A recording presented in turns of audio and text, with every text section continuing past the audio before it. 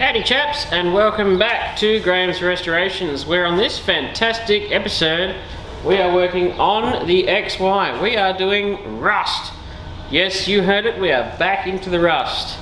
We have, coming up this next few videos, we have finishing off the plenum, doing a bit of rust there. We have a parcel shelf to do in the Falcon coop, including the underside, the upright and the top panel. So that'll be fun to watch there.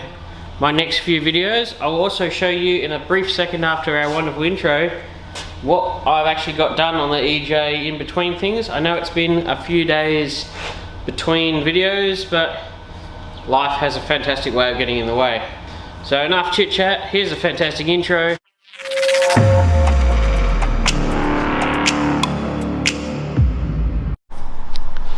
So, what you've missed in the last couple of days is I did some rust here. I just finished up the underlip and welded on a new section that goes through there. I'm sorry I missed it. I actually really forgot to take photos too. I was just flat out into it yesterday. We also were sandblasting some of the EJ. Everywhere there's grey primer is actually super clean and been sanded as well. So we've done, obviously we can only get so much done in a day. So we got quite a bit done. It's looking very clean, looking very nice. So we're making good progress. Some people will say, why didn't you just take it to a sandblaster and have them do it professionally? I don't know, I just like doing it myself sometimes. So we've still got a bit of rust to do in the back here, as you can plainly see. We can see right through. The boot floor will sandblast up quite nice. Now you will have noticed that on Automotive Carnage he got me a well, I call it plenum chamber. Well, it's almost like a dash cut out of an EH that it was in the middle of literally nowhere.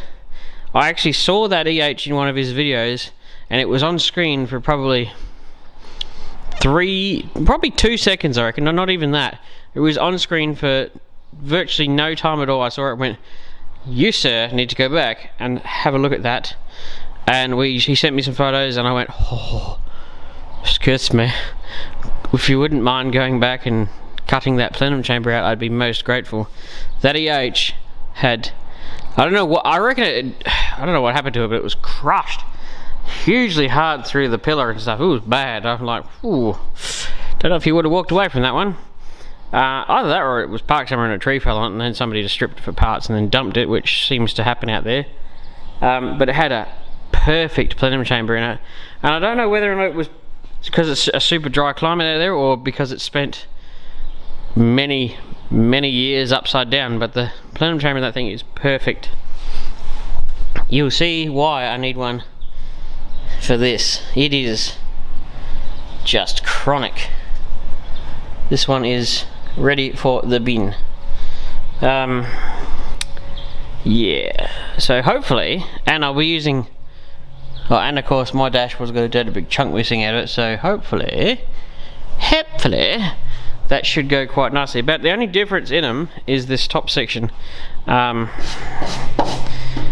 which is the EJs have two grill sections where the wipers come out, and the EHs have one big one, so it's basically from here to the other side in one piece and it comes through there. So that's the only difference, is this top skin here. Even the sides are all the same. I reckon even where the bonnet seals is the same too. So what I'll probably do to that is put that all in as one piece, get it sitting, and then I'll trim out this section and weld it in afterwards, which should be quite good, and hopefully will solve all of these little extra rust issues that are in here. And because it's from like here up, I can actually use the top sections and stuff. So I was very grateful to him for getting me that. It's been, well, it hasn't turned up yet obviously because it's got to travel you know, like 3,000 kilometers. It's actually probably got to travel further than that because it's got to go from where he is to Perth, then to Adelaide, so it's travelling quite a long way. But that's going to be awesome when that comes in. I've got floor pans for this now. I've already done one. That's the side for over there. I have two fronts, but I will need to, I'll just zoom in for this one. I will need to do a fair bit of inner sill panel repair work on it, but that's for me, that's not here nor there. And then it's not that rusty really. I mean, you might have seen also that the XY is gone. That's gone off to Pete at Simo's Garage. He's going to love it or hate it, one of the two. It will be one of the two. I think he'll do great things with it. He's still got to come get a bunch of parts that are at my house, but he picked up all the junk that was here at the workshop, which is fantastic. I also got I showed you that I got the beaver panel off that. This is going to find its way to Wayne, hopefully. I hope he doesn't hate it. It isn't actually. No, I guess it's something to work from, but you have to do a fair bit of panel beating to it before you can make a mould out of that. But obviously the Y-frames, I've got to put a battery tray back into this, which somebody removed, but that's no issue. The bonnet for the Landau's sitting there. I went down to the shop to see where the Landau is at. That's still a few weeks off being painted, I think. But that pretty much should wrap you up with everything that we're up to. I'm going to jump straight back into this, probably starting off with doing a little bit of grinding and just prettying up that, and then putting some copper spray on it. Then we will start with the piece that's got to go back in. I think that is the remnants of a LPG tag from back in the day. I reckon that would be where a piece of accessories would be fitted. I don't reckon these 4 holes are supposed to be here, and I'll probably have to replace most of that bottom lip. So that's what we're doing today. We'll get that back in, neatened up, and I'll grind down some of these other welds left from when I've had it open before. So we'll get you straight into that and get you back into some rust.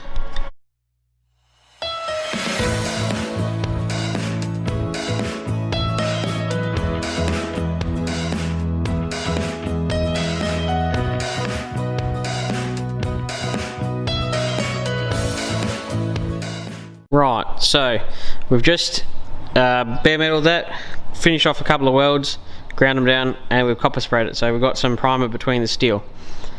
So now we're on to this. We're going to, well, what I'm going to do, you don't have to do it if you want to, but I'm only going to do one fold. I'm just going to do this upper lip here, which is probably about 5mm, and then I'm going to shrink it, stretch it around this corner, and I'll probably take it to about sort of here, just on the edge, because I don't want to lose the height, and I reckon I can do it. So I'll weld up these little baby holes. I'll probably only take it from about here that way, and from here this way. So I'll do that and get it. Here's the question: do I weld it before or after I put the whole thing in? I might do it before and do it on a bench, that way it's easier. So I'll weld it all along there and trim it up, and then I'll also weld up these holes from an old gas filler tag. Well, when you had an LPG conversion, you had this little black and silver tag that used to sit, that was obviously pop riveted or screwed onto the firewall, so they knew when your car was inspected last. So I'll get rid of those, because this car is never going on gas ever again. And when we'll do some time lapse of putting it in, and I might do some of welding this up. It's not actually that bad. People might be a bit horrified of me saying that, but it's not that bad. So we'll get that happening and keep you informed.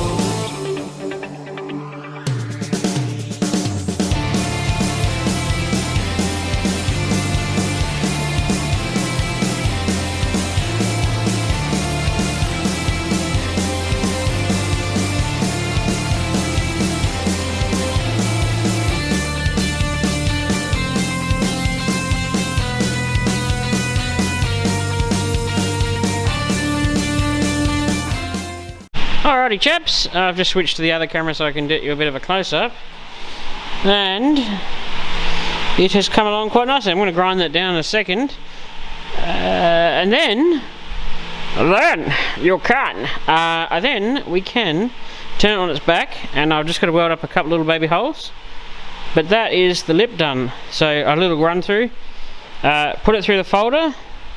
So actually I'll tell you this one thing, I used my calipers and I measured this height, but then I took out, so I measured that and then minused the thickness of the steel, which gave me exactly how far from the top to where the fold is, because you've got to take that out of, I think when people are doing rust repairs, they always seem to forget the fact that you have to take into account the thickness of the steel, which is why stuff comes out close but not quite right. And that's why, and I will point this out, that most of Ixnay on the air spare say stuff never comes out quite right, because it's actually moulded over the top of an original piece or thereabouts, so the piece always ends up slightly bigger than what you want it to be, which is why when I made this piece, that piece to mould the coupe, that is actually slightly smaller than the actual back of the coupe, because you have to take into account the thickness of the steel, that's why when I made that it fitted perfectly, because I measured it and then minused the thickness of steel at either end, and then made my piece ever so slightly smaller than the end result. When you're folding something over the top of something, you can't make a piece to fit a car that's actually made over the top of an original existing piece, because you're actually making it bigger. But that's why Ixnay and the air spare say stuff doesn't quite fit, because it's always moulded over the top of something else. So you've got to account for the steel. I know I've just repeated myself 35 times, but it's really, really important. So that minus the thickness of steel, folded, set over the top after I stretched it and then shrunk it so it can go around a bend. Then I've, obviously you saw, copper sprayed it. I then trimmed it till it fit. Took a fair bit of trimming to make it right, but as you can see, it's nice there, and that thickness parallels all the way along. And then tack. We are then going to grind it, clean up the inside edge, which will be a little bit but not much. We will then copper spray this edge. I'll then put back all the plug weld holes, and then we will put this back in the car, tack it in, weld it in, grind it down, be done with it. So we're making progress.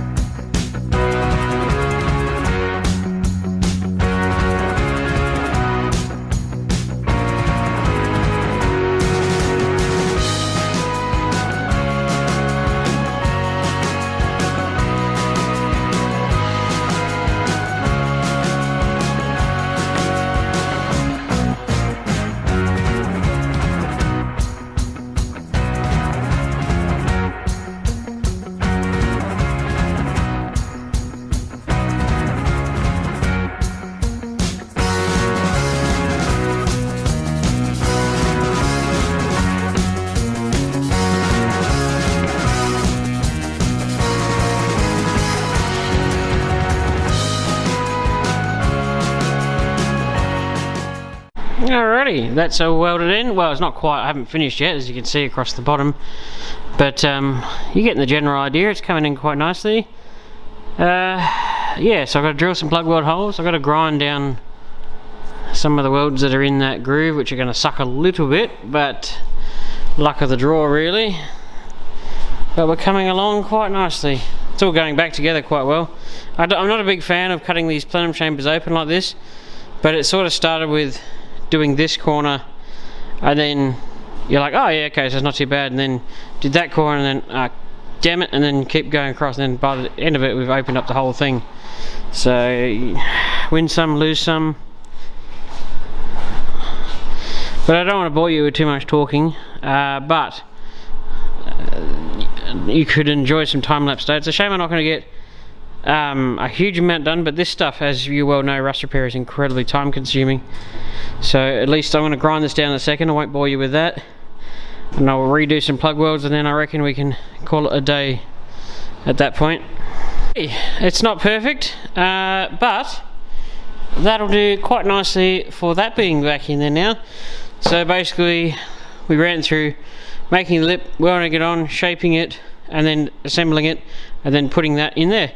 So all I got to do now is throw a little coat of primer over that, a little etch, and then tomorrow I'll tackle neatening up some of the leftover welds, and then we'll probably look at, well, maybe something that's been bugging me for a while. I'll go under this, because there's still quite a bit of rust left to do. We might open up the corner of the roof and fix that, because we've got a couple of issues still to fix there, and the gutter here. But I reckon we'll tackle this tomorrow in tomorrow's video. Open all that up and see how bad all that is. It obviously goes in quite deep. But yeah, we'll wrap it up today. Hope you enjoy it, getting back into the rust. And stay tuned for more.